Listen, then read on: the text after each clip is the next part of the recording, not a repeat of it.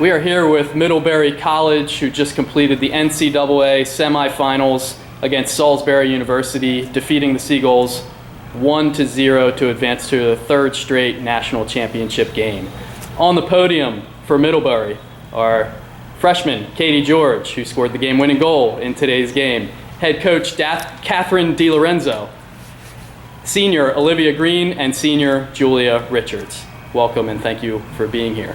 Before we open it up for questions, Coach, your thoughts on today's game? What a contest. What a thriller. The thing that sticks with me the most immediately following the game was just the execution by both teams, defensive corner units. Stalwart is just an understatement with how both of those groups performed. And that says a lot about both teams' preparation for that phase of the game. I thought where we took and maintained an edge throughout the game was in the possession. We used every inch of the width of the field and used it well and successfully got a few opportunities up through the middle, one of which ended up really creating a point for us, and we didn't know how valuable that point was going to end up being, given that our penalty corners ended up just all being stopped. So I think it was a wonderful game, as we talked about in our little circle right after the game, that every 5 seconds of preparation, every moment of film that was watched, you could tell, you could see every minute of preparation out there. So that's really rewarding, whether you win or lose. It's just nice to see that your planning is good and your execution is even better than that. Olivia, let's talk a little bit about that possession, the team possession. It's clear that you and your teammates have a lot of trust in each other. I'm seeing late in the game, with even 2 minutes left, you're trying to keep possession even by your own goal, and you guys have a lot of trust that you're going to make the correct pass and not make a mistake in that dangerous area. Is this a point of emphasis that the team talks about every game? Yeah, it definitely is, and it's something that our entire team embodies. So the trust comes from the bonds we've made since day one of preseason showing up, and not even day one of preseason, but the second last season ended.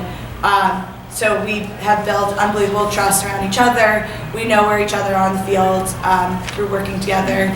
And something we say a lot is the time when we have the ball, they don't. So we emphasize a lot. We call them 100% passes, getting stick-to-stick passes, getting the ball straight to our teammate and not hoping for something to come out of nothing, essentially. So that is something we emphasize a lot in our game. Two great defensive teams here, two great offensive teams as well, well-rounded. Salisbury came into this game averaging 3.58 goals per game. You guys held them to 0, held them to the shutout. Julia, what was it about the defensive effort that impressed you the most today from your teammates? So the defensive effort stems from the press, and our presses are my favorite part of playing offense, basically. I love being a defensive forward and being that first line of the press where you're forcing the other team and dictating their actions, and you control what you can control, and you control how they move the ball, and when you control that, then you can control where they put it and ultimately where they put it into your sticks. And so in the press, we aim to basically control the other team and use that to our advantage. Katie, on the broadcast they talked about how your coach likes to enforce in their pre-championship meetings. They talked with the broadcasters, and they talked about how Coach DiLorenzo likes to enforce that even players who like to score goals, like yourself, are forward-minded, need to press back and be part of the defensive full unit. How important is that for this team to have the forwards moving back to be part of the defense as well? And it showed today in the shutout that you were able to put together. That is one of the most important things that we practice. She always says that forwards, they are the first line of defense, and we're the ones who are responsible for that initial press. We can dictate, which side, or we try to dictate which side to put the ball, where to put the ball, and I think the preparation for that really showed in this game. Coach, Salisbury held without a shot until the fourth period. If I told you that before this game started, what would you have said to me? That you were able to hold a team of that caliber without a shot until the final period of play. Yeah. Well, I think I would first turn to our possession game and say it's, when we have the ball, they can't score.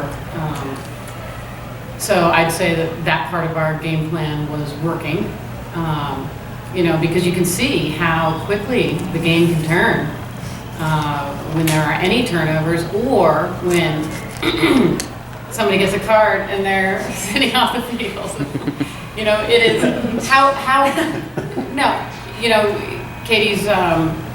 Katie's card comes from her doing precisely what we've asked her to do, which is to seek out any opportunity to put some pressure on the ball.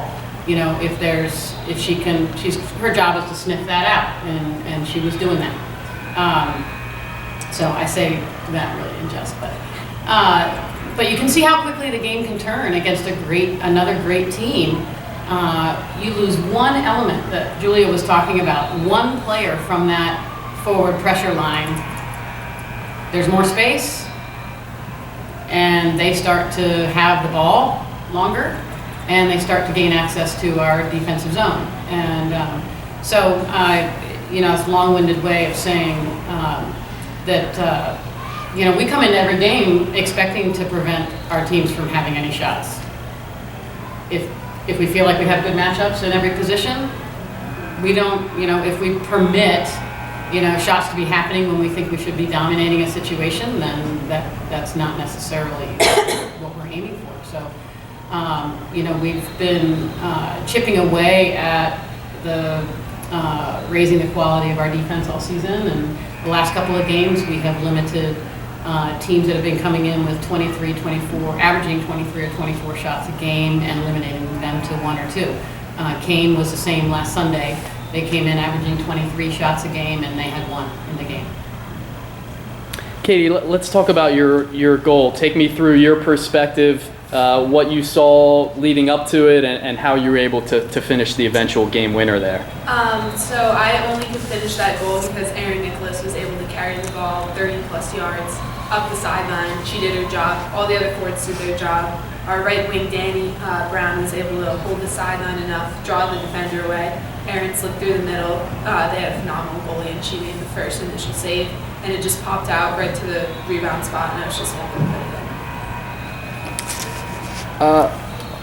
in. Olivia, let's go back to you. Can you talk a little about your teammates' performances down the stretch? I'm thinking in particular to one play that really stood out to me was from Marissa Baker, correct? She sprawled out and dove. Do you remember this play? Yeah. There's about 6 minutes left, and I think it certainly prevented a shot on goal and a good opportunity for them. Can you talk about just the all-out effort of your teammates, especially down the stretch there at Salisbury? As I mentioned, they didn't get a shot until the final 4 minutes, but they did until the final quarter, but they got 4 there and several penalty corners. Yeah. So take me through those moments for you. I mean, the moments you're speaking of where our teammates are diving on the field and touching a ball, whether it's just jabbing it out of the way of the other defender, Marissa Baker's beautiful layout essentially that got it to one of our teammates. The all-out effort, we go into every game having that on our mind, but we also go into every practice having that on our mind and making that our routine since, once again, day 1 of our season starts, going into every practice like it's our last one, going into every game like it could be our last one. That's something that our team fully embodies and fully takes ownership of. We look for it in our teammates expect it of us. We use a line. Coach says a line a lot. The best compliment you can give a teammate is to expect results. So however you're going to get those results, that's what we do on this team, and that's our mantra kind of with that. And what was your second? Was there a second part to that? I'm sorry. That describes it well. That was great. Yep. Seniors' final game tomorrow. Kind of encapsulate your 4 years into a minute. I couldn't ask for a better opportunity. This game, having this opportunity to play with these girls one last time for the national championship is the best possible outcome I could have asked for, and I know that every other senior feels the exact same way. there's not a more committed group, loving group that I could possibly ask for going out as a senior. So we are just unbelievably fortunate and so pumped up and ready to go for tomorrow. This is for both the seniors as well. How does being in this position the previous 2 years, does that help you at all leading into tomorrow, or is every game, every season just taken completely as a different entity? I mean, we're a completely different team than we were last year. We are a completely different team than we were 2 years ago. Every season, we don't even talk about the last. It's not something our team does. We're a fresh new start. We have an insanely talented group of freshmen that was coming in this year. It changed our whole team, how we play, how we interact with each other and play with each other. So we don't talk about the past. It's great that it happened, but this is a fresh new start. And to add on to that, we have a mentality where we're in the moment all the time, and it's just about that specific play. That's what you can do in the moment to either change an outcome or to help your teammates. And so we don't really look back, like I've said, to the past or look to the future. We just play in the now and do everything you can in the now. Katie, I mentioned earlier how Coach's thoughts on the entire team being a defensive unit, but it seems like the entire team for Middlebury is an offensive unit as well. Looking at the statistics of this team, you see a team in the Final Four, a lot of times you'll see players that have 20 or more, a few players that have 20 or more goals, and just a couple of players that are leading everyone in the offensive statistics. You lead the team with, I believe, 13 or 14 goals on the season this year, and there's 13 players on this team who have scored at least one goal. That's pretty rare when it comes to field hockey. Talk about the balance of the entire team being able to contribute on the offensive end. So I would say that balance you're talking about comes from our structure. You play a game and, like Jules was saying, the press. That press also comes from our structure. We don't deviate from it. We stick to what we know. We go back to our basics, and we trust our teammates. So when you say every girl has almost a goal, and that's because we trust our teammates, and our midfielders are able to pass the ball up through the field, drive the sideline, and they can sometimes come in or they'll pass it off to one of the forwards and finish.